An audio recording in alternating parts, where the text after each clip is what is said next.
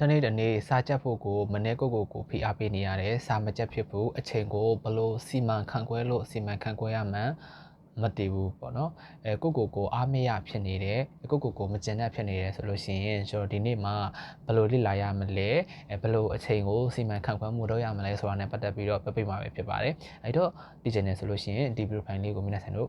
တစ်ချက်လေ့လာကြည့်လို့ရပါတယ်ခင်ဗျာ okay တဲ့အဲ့တော့ကျွန်တော်တို့အနေနဲ့ပေါ့နော်တနေ့ကိုလုပ်ချင်တဲ့အရာတွေလုပ်နိုင်ဖို့ကိုယုံကြည်မှုရှိဖို့ပေါ့နော်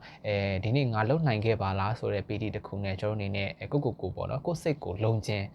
စိတ်လုံကြုံမှုတစ်ခုရကျင်ကြတယ်ပေါ့နော်တခါတည်းမှာကိုဘာမှမလုပ်ဘူးဘာမှဟိုဒီပဲဖုံကိုဖြစ်ချင်တဲ့အရာတွေပေါ့နော်တကယ်လုပ်ချင်တဲ့အရာကတစ်ခုလုပ်နေတာတွေကတစ်ခုဖြစ်နေတတ်တယ်ပေါ့နော်ဒီနေ့ social media ပေါ်မှာပဲကျွန်တော်တို့ဖုန်းတွေပဲထိုင်ပို့နေတာမျိုးTikTok ပဲထိုင်ကြည့်နေတာမျိုးအကျိုးမရှိတဲ့အရာတွေပဲလုပ်နေမိတတ်တယ်ပေါ့နော် okay အဲ့ဟာတွေကြောင့်ကျွန်တော်တို့တခါတည်းမှာစိတ်ဖိစီးမှုတွေများတတ်တယ်အဲ့ဒါကနေပြီးတော့ကြည်ရင်းနဲ့နည်းနည်းလေးဟိုထပြီးတော့လဲစာအုပ်ကင်နိုင်လားဆိုရင်လဲစာအုပ်မကင်နိုင်ဘူးပေါ့နော်အဲ့လိုမျိုးတွေအတွက်ကျွန်တော်ပြောပြပေးတော့မှာပဲဖြစ်ပါတယ်အဲ့တော့ကျွန်တော်တို့အနေနဲ့ပေါ့နော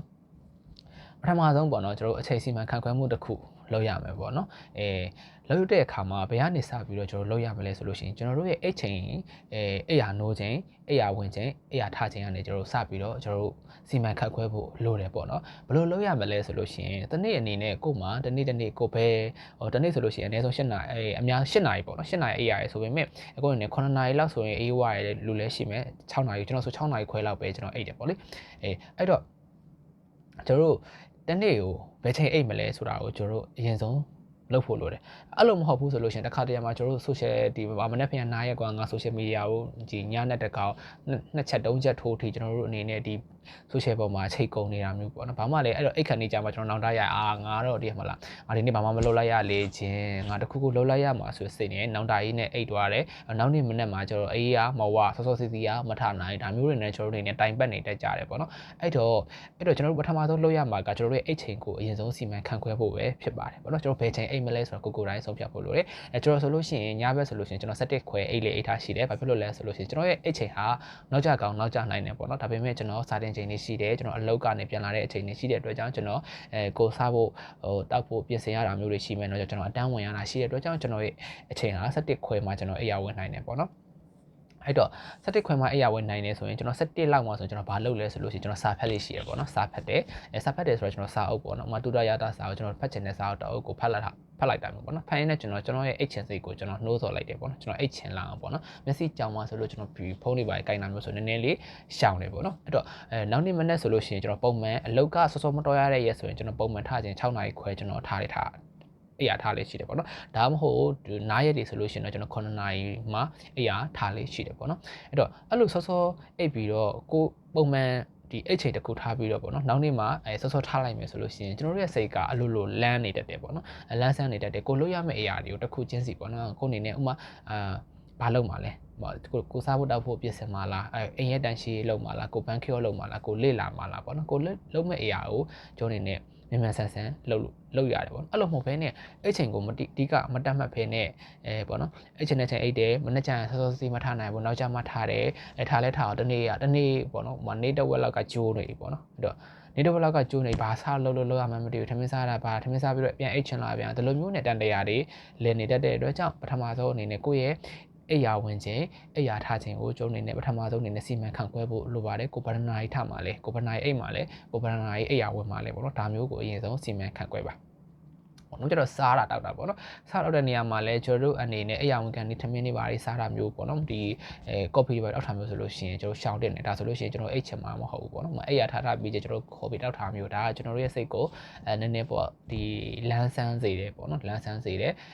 တိတ်ပြီးတော့မအိတ်ချင်ဘူးပေါ့နော်ထုံထိုင်းတာမျိုးတိတ်မရှိဘူးပေါ့နော်လေ့ကျင့်ကန်လေးပါလေးလောက်တာမျိုးကျွန်တော်အဲ့လိုလုပ်စီခြင်းတယ်ပေါ့နော်ကျွန်တော်တိုက်လောက်ပဲထိုးပဲပေါ့နော်အများကြီးတော့မလုပ်နိုင်ဘူးပေါ့နော်20 25နည်းနည်းလေးစိတ်ကလေး relax ဖြစ်လာအောင်လောက်ပဲလုပ်တာအရင်ကြီးပြင်ပန်းသွားအောင်တော့ကျွန်တော်မလုပ်နိုင်ဘူးပေါ့နော် okay နောက်တစ်ချက်ဘာလုပ်ရမလဲဆိုလို့ရှိရင်ပေါ့နော်ဒုတိယတစ်ချက်အနေနဲ့ကိုယ်ဘယ်လို bank call လုပ်မှာလဲပေါ့နော်ဟိုကျွန်တော်အနေနဲ့ဆိုလို့ရှိရင်တရက်ကိုဆိုတော့ဂျပန်စာနဲ့ပြောမယ်ပေါ့နော်တရက်ဆိုလို့ရှိရင်ကျွန်တော်ကိုတို့ကဘယ်နှလုံးရအောင်ချက်မှာလဲပေါ့နော်ဒီစကလုံးဘယ်နှလုံးလောက်ကိုလွတ်ရအောင်လေ့ကျင့်မှာလဲဆိုတာထက်တပတ်ကိုငါစကလုံးဘယ်လောက်ပြီးရမယ်ဆိုတဲ့ဟာမျိုးနဲ့ plan တိုင်းသွားမယ်ဆိုလို့ရှိရင်ကျွန်တော်တို့ပို့ပြီးတော့ကောင်းတယ်ပေါ့နော်ဘာဖြစ်လို့လဲဆိုလို့ရှိရင်တရက်ကို စကလုံးအလုံး20ကျက်မယ်ဒါမှမဟုတ်ကျွန်တော်တို့နေ့တိုင်းလုံနိုင်ဖို့ဆိုတာမလို့ကျွန်တော်ဆိုလို့ရှိရင်လည်းမလွယ်ကွာနေ့တိုင်းကိုတတ်မှတ်ထားတဲ့ရက်တိုင်းကျွန်တော်တို့ပြတ်တာကများတယ်ပေါ့နော်အဲ့တော့တစ်ပတ်ပလန်ချလိုက်တာကပို့ပြီးတော့ကောင်းတယ်ပေါ့နော်ဒီတစ်ပတ်အတွင်းမှာဆိုလို့ရှိရင်ခိုတုတ်ကအလုံး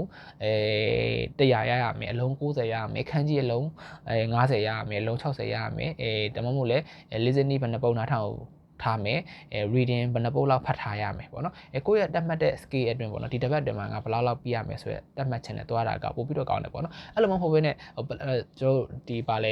ဲလစ်တွေလောက်လိုက်တယ်လစ်တွေတော့ငါဒီနေ့ငါကိုတော့ဘယ်နှလုံးချက်မခန်းကြည့်ဘယ်နှလုံးဒါလိုမျိုးဆိုလို့ရှိရင်ကျွန်တော်တို့အနေနဲ့မလုပ်ဖြစ်ရင်နောက်ရက်တွေမှာလည်းလှုပ်ချင်စိတ်ကမရှိတော့ပြန်ပေါ့နော်အဲ့တော့တပတ်စာကျွန်တော်တူတူလေးလှုပ်ထားတာမျိုးပေါ့နော်ကိုလုံးမဲ့အရာလေးတွေကိုလှုပ်ထားတာကပို့ပြီးတော့ကောင်းတယ်လို့ကျွန်တော်ကတော့ထင်တယ်ပေါ့နော်ကျွန်တော်ကတော့အဲ့လိုမျိုးပဲလှုပ်ထားရှိပါတယ်နောက်ကျတော့တစ်လစာပေါ့နော်တစ်လအတွင်းဆိုလို့ရှိရင်ကိုဘယ်လောက်ထိလှုပ်နိုင်ခဲ့လဲပေါ့နော်ဒီလိုမျိုးပဲကျွန်တော်လှုပ်ထားရှိကျွန်တော်ငွေရှာတဲ့နေရာမှာဆိုလို့ရှိရင်လည်းအဲ့လိုပဲလှုပ်တယ်ပေါ့နော်ဒီနေ့ငါဘယ်လောက်ငွေဝင်ရမယ်ဆိုတဲ့ပုံစံမျိုးနဲ့လှုပ်ထားမျိုးမဟုတ်ဘဲနဲ့ဒီတစ်ပတ်ဆိုလို့ရှိရင်ငါအတိတ်ဆိုတော့ငါတိတ်အစိတ်ဝင်ရမယ်ငါတိတ်50ဝင်ရမှာဒီလိုပုံစံမျိုးနဲ့ပဲကျွန်တော်လှုပ်ထားဖြစ်တယ်ပေါ့တစ်ပတ်တနေ့တရက်ကိုပေါ့နော်ငါဘယ်လောက်ဝင်ရမယ်အဲ့တော့ဝင်မလာတဲ့အခါမှာကိုယ့်အနေနဲ့စိတ်မပြေတာမျိုးတွေဖြစ်တတ်တယ်ပေါ့နော်အဲ့တော့ကျွန်တော်တို့အနေနဲ့ငွေရှာတာပဲဖြစ်ဖြစ်ဒီအချိန်ပေါ့နော်ဒီစာတွေပါလိလာတဲ့အခါမှာပဲဖြစ်ဖြစ်တရက်ချင်းစီသွားတာထက်ဆိုင်တပတ်ပေါ့နော်တပတ်အတွင်းဆိုလို့ရှိရင်ငါဥနာပြောတယ်လို့ပဲဒီစက်ကလုံးဘယ်နှလုံးလေ့ကျင့်ပြီးရဖြစ်ရမယ်ပေါ့နော်ဥမာစက်ကလုံး60လေ့ကျင့်မယ်ဆိုလို့ရှိရင်ဆိုတရက်ကိုအနည်းဆုံးကျွန်တော်အနေနဲ့12လုံး13လုံးလောက်လေ့လာပေါ့နော်ဒါမှမဟုတ်ဒီတရက်မလေ့လာဖြစ်ဘူးဆိုလို့ရှိရင်လည်းနောက်2ရက်မှာနောက်ထပ်ရက်တွေမှာဒီနည်းနည်းလေးတိုးပြီးတော့လေ့လာလိုက်တာမျိုးကိုအချိန်ရတဲ့အချိန်မှာပို့ပြီးတော့လေ့လာလိုက်တာမျိုးလှုပ်စေချင်တယ်ပေါ့နော်ဒီလိုလုံရင်းနဲ့ကျွန်တော်အနေနဲ့လေ့လာရတာကိုယ့်အတွက်ပို့ပြီးတော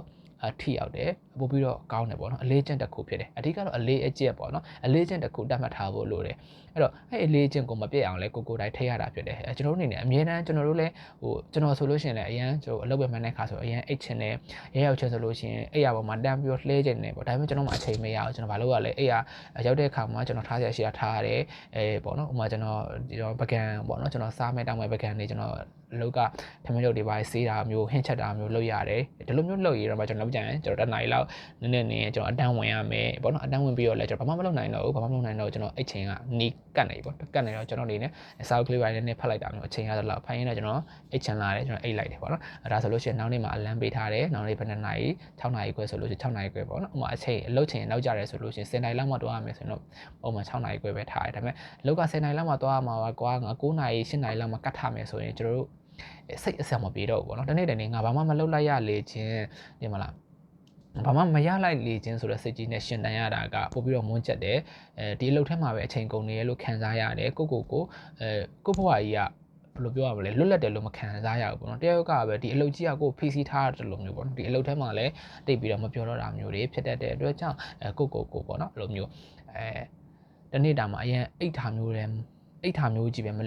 လုပ်တင်တယ်လို့ပေါ့နော်မအိတ်ဖဲနဲ့လဲပေါ့နော်ဒီမနေတင်ဘူးပေါ့နော်သူဟာနဲ့တော့ balance ဖြစ်အောင်လုပ်ထားကပို့ပြီးတော့ကောင်းပါတယ်အဲ့တော့ပထမဆုံးအနေနဲ့ကျွန်တော်တို့အိတ်ချိန်ပေါ့နော်အဓိကအိတ်ချိန်ကိုကိုအရင်ဆုံးစီရင်မှာဆိုကိုအရင်ဆုံးတတ်မှတ်ပေါ့နော်အိတ်ချိန်ကဘယ်ချိန်အိတ်မလဲငါဘယ်ချိန်ထမလဲပေါ့နော်ဒီလိုမျိုးပေါ့နော်ဒီလိုမျိုးစီမံမယ်နောက်ကျတော့စားတာတောက်တာကတော့ခုနတိတ်ပြီးတော့ကျွန်တော်ဒါတော့တိတ်ပြီးတော့ကျွန်တော်တိတ်မပြောတတ်ဘူးပေါ့နော်ကိုယ်နေအစီများတဲ့အစားအစာတွေဆိုရင်တော့ရှောင်ပေါ့လေဒီစားတွေပါလေ့လာကန်ဒီဆိုရင်ပေါ့နော်အိတ်ခန့်ဒီဆိုလို့ရှိရင်လည်းအဲ့လိုမျိုးဒီနည်းနည်း copy တွေပါဆိုတိတ်ပြီးတော့မတောင်းဘူးပေါ့နော်မလက်ဖက်တုပ်စားတာမျိုးဆိုလို့ရှိရင်လည်းရှောင်ပေါ့နော်ကျွန်တော်နည်းနည်းလေးဘယ်လိုပြောရမလဲမအိတ်ချင်တော့တာမျိုးတွေဖြစ်သွားတတ်တယ်ပေါ့နော်အဲ့လိုမျိုးဖြစ်တတ်တယ်